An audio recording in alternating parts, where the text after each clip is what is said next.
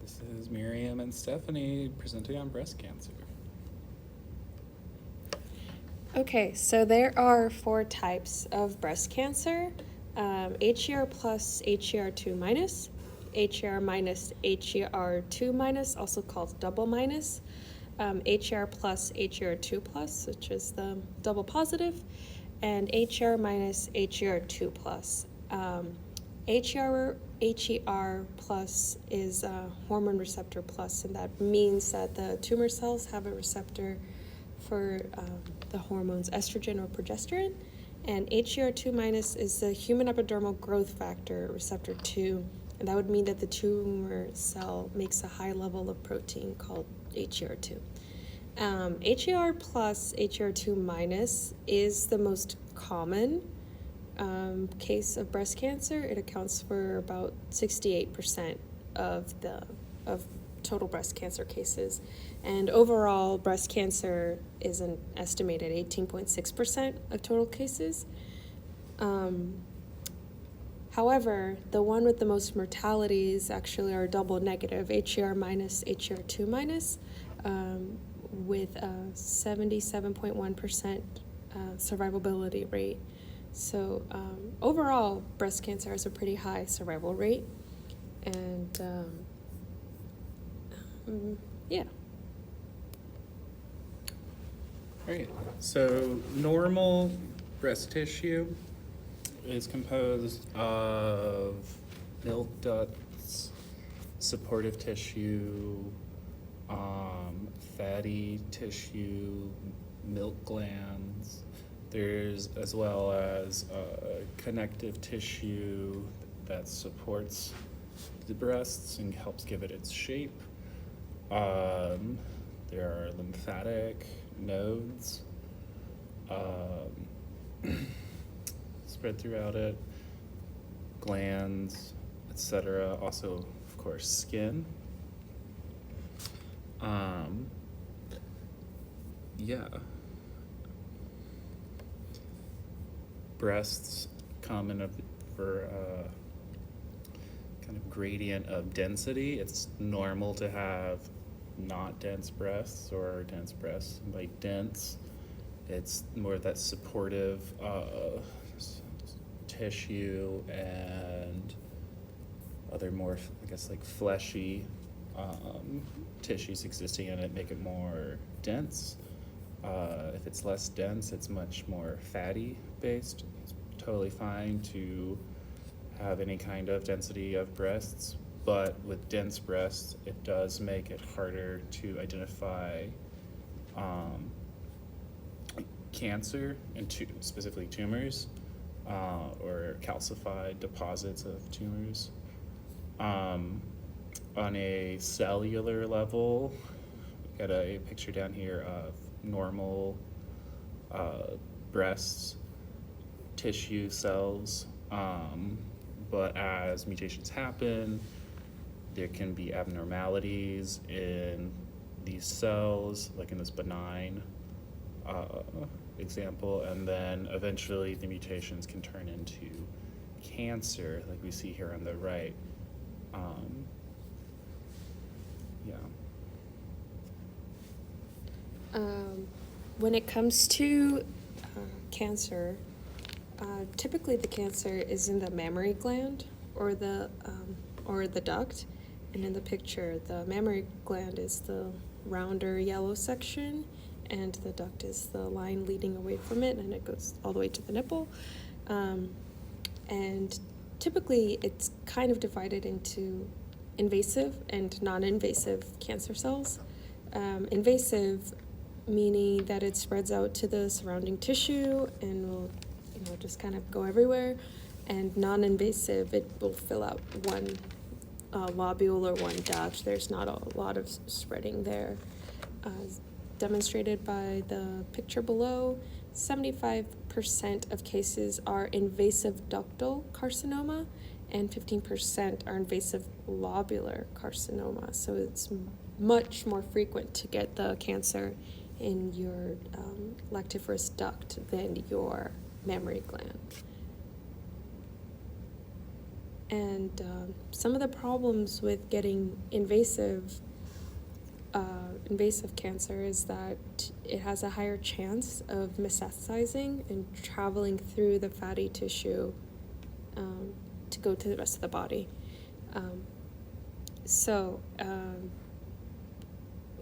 This is a picture of a normal, benign in situ, which is the non-invasive, and the invasive cancer at the very bottom.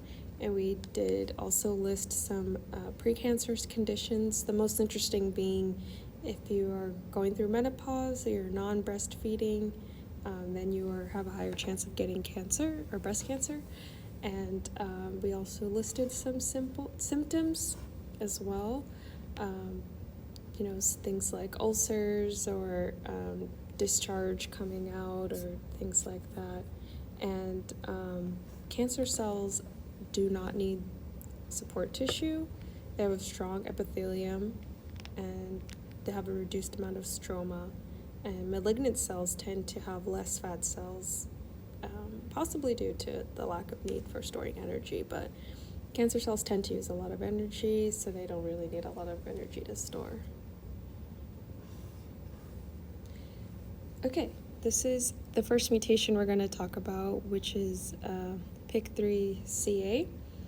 And this is a gene that encodes for estrogen receptor and ligand-gated transcription factor. And it is... No, it is not. This is a kinase responsible for making the P110 alpha protein. This aids in the cell growth, migration, motility, cell survival, those things. And usually the mutation is caused by the change of one amino acid in the P10 alpha protein. This mutation is not heritable, but it does cause uncontrollable replication. Typically, it'll go to the glutamate amino acid at 0.542 or 0.545 and replace it with the lysine, or it'll go to the histine and replace it at the 410 or 1047. This is a common mutation found in HR plus HER2 minus, which, if you remember, is the breast cancer that is most common. So it's the one that has the majority of the cases are this. And at the bottom is a quick sketch of where it would be, showing how the PIK3CA mutation would be in the P110. And the P110 with the P85 make the P13K. And this mutation typically happens during mitosis. The second mutation we can talk about is the ESR1, which is the estrogen receptor. This is the one that encodes for an estrogen receptor, and it's a ligand-gated transcription factor. It is also not heritable. It is found in hormone receptor plus cancers, so that's about 78% of the cancers. And it's usually found in the nucleus as a homodimer unless it combines with estrogen receptor 2 to make a heterodimer. It regulates gestation, sexual development, reproduction functions, all of those things, and can be linked to osteoporosis, endometrial cancer, and breast cancer. And interestingly enough, if you have this mutation, you will more than likely get endometriosis or endometrial cancer more than breast cancer. So the problem with this is that the ER1 mutation leads to an endocrine resistance, which is a relapse within 2 years of endocrine treatment or advancements in the disease in the first 6 months of endocrine therapy. Endocrine therapy is a primary treatment for breast cancer, and it works by adjusting or blocking estrogen, and the ESR1 mutation just ends up negating all of that. The mutation causes the receptor to be activated and unregulate the cell reproduction and tumor formation. And there are medicines, though, that you can take that destroy the endocrine resistance. And this is typically in the process between G1 and S. Great. So the third mutation we have going on is the BRCA1 protein. This is found in the triple negative, as in HR negative, HER2 negative cancer. It's a heritable gene coding for a repair protein, or a protein involved in DNA, double-stranded DNA breakage repair. It's got multiple domains to it.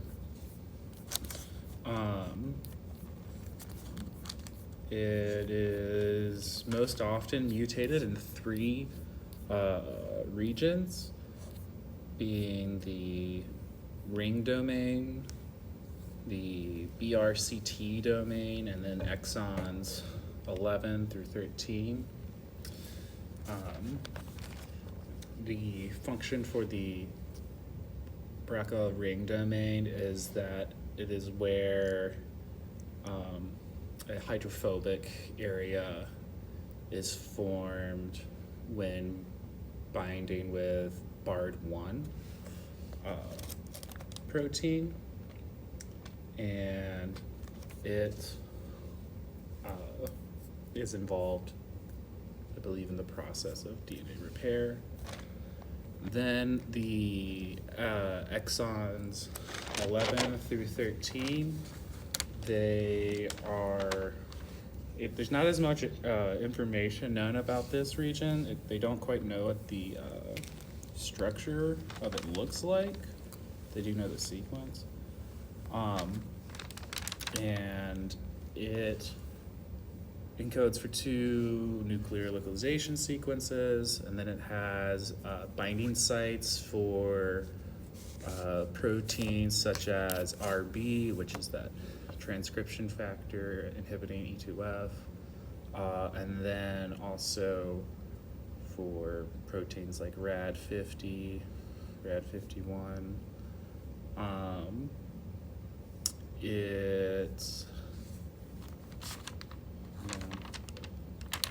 Then we got the BRCT domain, which we got a picture up here of it. And this region is actually a tandem double repeat, and BRCT is found in other proteins. This region is not fully understood either, but in other proteins it seems like it might be able to attach itself to DNA. The BRCT is able to recognize phospholigates or ligands, and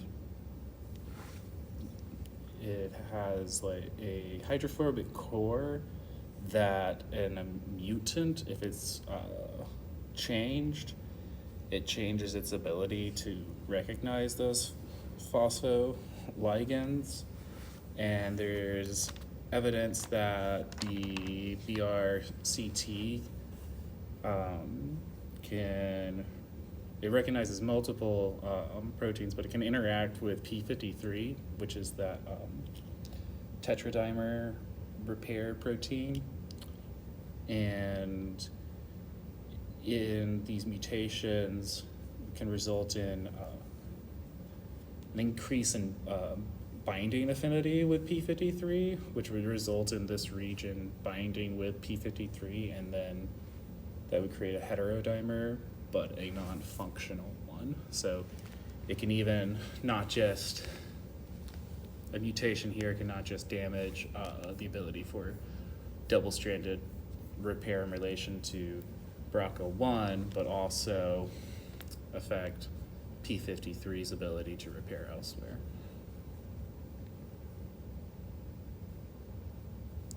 Okay, so one carcinogen that is linked to this cancer is alcohol. Alcohol, though, will be probably found in a lot of the cancers that we talk about. So the problem is so some hops are linked to xanthum human, and that has been known to prevent chemotherapy, and it interferes with the cancer cell cycle by affecting initiation, promotion, or progression, and they also affect the signal pathways to control apoptosis and invasion. But alcohol also plays an effect on circulating estrogen levels, and the estrogen receptors in the mammary epithelial cells.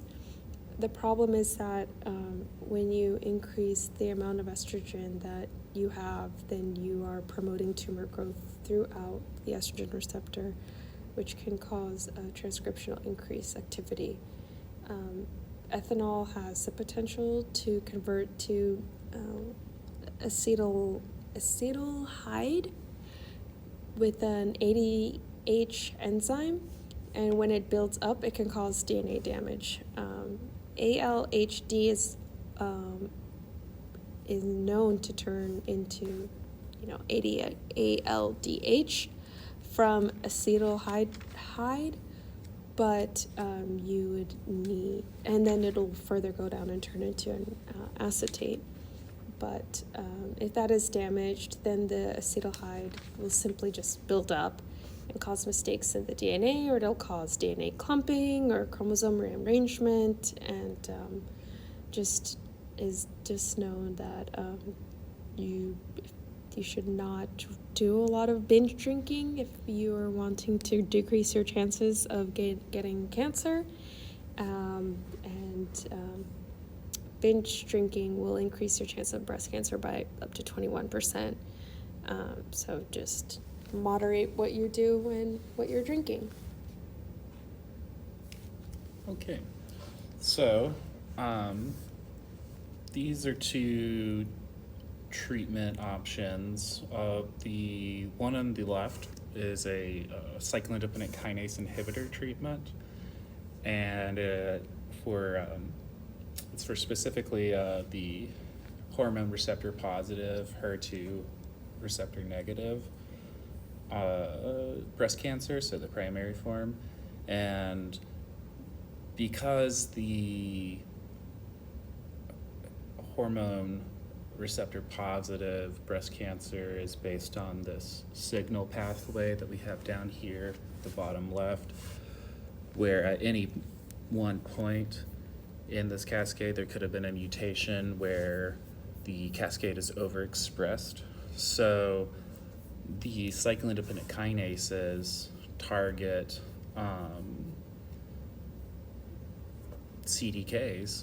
cyclin-dependent kinase inhibitors to target CDKs in order to disrupt the formation of MAPK, which releases the RB protein from E2F transcription factor, which is responsible for cell replication into the S phase, or DNA replication to the S phase. And so by cutting that off, what ends up happening is that the cancer cells are not able to replicate. It's generally also paired in with endocrine therapy to lower the presence of estrogen or progesterone, because those are part of the problem with these cancerous cells can also be very sensitive to these hormones, which is part of why they're over replicating. And so by taking down the hormone ligand signal for the receptors, it decreases the presence of cancer cells. Now on the right is chemotherapy, which is used for many types of cancers. For the triple negative breast cancer. There's no things are not involved in this like hormone receptor pathway like in the major form of breast cancer, which makes it a lot harder to treat. So cytotoxic treatments tend to be the only way or primary way that this has been dealt with. There are things like PARP inhibitors as well, but chemotherapy is essentially poisoning cells, whether cancerous or not, by with compounds that disrupt the mitosis cycle. It can target either like DNA directly, or it can target the compounds used in DNA replication to make sure that replication can't happen. But yeah, is very compared to the CDK inhibitors, it's a much more stressful process.